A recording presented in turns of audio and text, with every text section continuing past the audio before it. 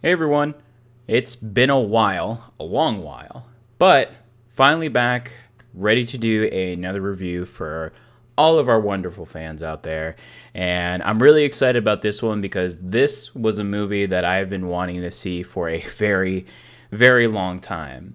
In fact, so long that when the first movie came out, Fantastic Beasts and Where to Find Them, I was already looking forward to the sequel and was already thinking maybe I should read the books, maybe I should, get engaged a little bit. But I wanted to be surprised, especially since this is a prequel to the original series, which I've read in regards to the Harry Potter world. So let's get right into it. As always, proof to show that did go, in fact, see the movie. Took my wife. She was fairly happy with the results of the movie. So let's go right into it. So, story wise, so this takes place right after the first movie. Grindelwald is captured, which is the character that is played by Johnny Depp, known in this series as the evil villain, right? However, there are other characters that are being bestowed, and there are a lot of new characters that are brought up in this sequel. I think with that, it does get a bit confusing for those who may not understand the storyline of Harry Potter, but we'll get to that in a second. But mainly, Newt Scamander is back forefront, right in the middle again, and I love this character so much. However, the beasts really don't take a huge effect like they did in the first movie. Don't get me wrong; you will see them; they are there. However, they're not as variant and not as like on screen as they were in the first one. There are a few that show up multiple times and even show a bit of heroics, which I loved. I thought that was pretty cool. So as far as story wise, it's pretty straightforward. I would say that if you are not a Harry Potter like enthusiast or maybe never seen the Harry Potter movies or even the first one, I can 100% understand why you will be confused because there's so much dialogue that's used in this that is brought up in the wizarding world and the effects and even the rights and wrongs of where people stand and then even where specific wizards known as aura stand. And for that, I feel that they could have done a bit better job of describing that because in all, this movie is 100% a filler, which isn't a bad thing, right? There are a lot of great trilogies or even more so that have the second or third movie that have amazing effects as far as a filler where it doesn't necessarily have an end nor a particular climax, but you do know that following for the next one, it is going to be like absolutely amazing. And that's usually where it comes in. So this has so much buildup that it really does leave us off to where we expect the next film. Not announced yet as far as a title that I know of, probably the books, but as I stated, I'm not really into this series as much as I was into the Harry Potter one.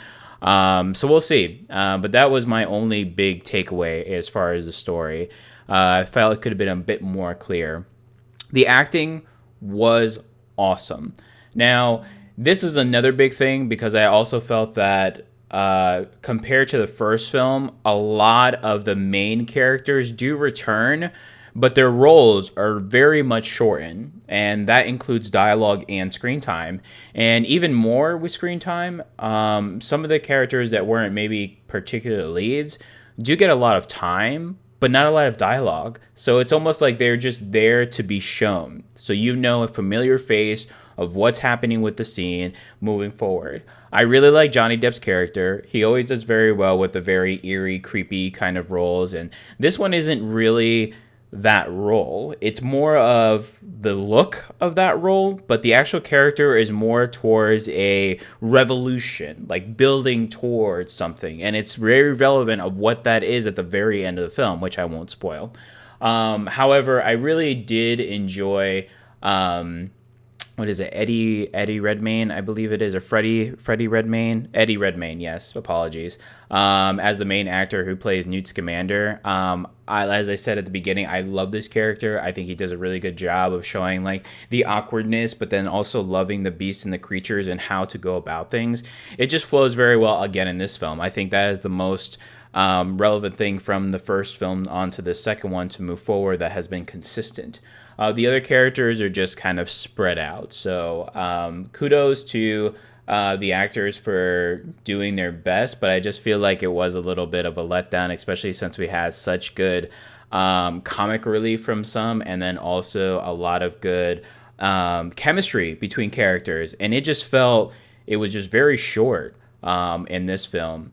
The score was absolutely amazing. I mean, any type of Harry Potter, Wizarding World, whatever you want to call it, score, soundtracks, music, orchestra, anything is absolutely amazing. And it does not falter here, whether it's the battle sequences, the chase sequences, any type of emotional, and there's a lot of emotion behind this versus good and evil, especially towards the very end. It's very dramatic and lively, and I really, really enjoy that. I'm always up for a very good score. But overall, it was a really, really enjoyable movie. From beginning to end, I loved it. I did see a few other who are watching this a bit confused, lifting up, and I can see why. I'm not going to say that it was absolutely perfect, especially after the first one did so well. But it just missed a few points. But I feel like as a second movie going into what may be a trilogy or more, it's definitely going to win the hearts of many, especially when we get to see exactly what the ending really portrays for us moving forward in the future. And then, who knows, possibly even more wizarding battles. So overall, I am giving Fantastic Beasts and the Crimes of Grimwald 3 out of 4 stars. If you're a Harry Potter fan, I feel like you really enjoy this. This may not be the best of the films, and or maybe not the best in regards to the newest, which is the Fantastic Beasts. But I believe if you take it in as there is going to be more, then you'll be pleasantly happy. For those who may have not watched it, or may have not seen at least the first Fantastic Beasts, you may want to hold off, maybe watch that so you're not so confused, because there are a lot of parts that are linked to that, if not the world as a whole. So thank you very much, everyone, so much again for watching and listening. I will be posting this as a podcast audio as well on our Geek Out podcast, so I'm going to start doing that. You'll go ahead and see the beautiful logo here. You'll see that one if you want to ever listen to my movie reviews and moving forward, possibly some gaming reviews. So thank you all so much. If you don't want to hear any spoilers, go ahead and leave now so you don't hear my geek out moment. And again, thank you all so much for listening. We really, really do appreciate it. So on this geek out moment. So this again, for those of you who don't know, is where I do a little bit of a spoiler. I talk about my favorite scene and why on the film, but to be completely honest, my favorite part of the entire film was 100%. There is a scene where there is finally some chemistry between Tina and Newt. And these two characters had a really good chemistry in the first one, especially a longer screen time with both of them in the same scene moving forward at the same time. So it was good to see that again, and then the reaction. But they're looking for a particular box that Newt says he can find that may be able to help them. So it's almost like this library of revolving columns, and the librarian brings these very eerie cat-type creatures that end up chasing them throughout the entire maze of library as these columns go through, and then Newt ends up using this beast that he captured earlier on in the film to kind of like fight away, and the scene just looks absolutely incredible, like absolutely so damn cool. That being said, I do feel like they did go overhaul on CGI on this one, which is fine. If they do it right, it is fine. But particular for me, like the very first scene, I really loved it. And I think you will too. I don't want to spoil too much, but it was just really hard to see anything that was happening. And I really wish they could have lightened up a little bit on it, because it was a really awesome scene. So hopefully you guys know what I'm talking about and you really enjoy it. But again, our Geek Out podcast is every Monday evening, so it's uploaded that night. If not, you can listen to it Tuesday moving on to the weekend. We will have an episode tomorrow, and then also we'll have a couple of episodes showing up on our YouTube, and on this one will be posted on our YouTube and as a podcast. So again, thank you all so much. I really, really do appreciate it. There's going to be a ton more reviews coming up this holiday, and I'm so stoked because there are so many damn movies that I'm really excited about. So thank you all so much again. you'll enjoy the rest of your holiday. Happy Thanksgiving.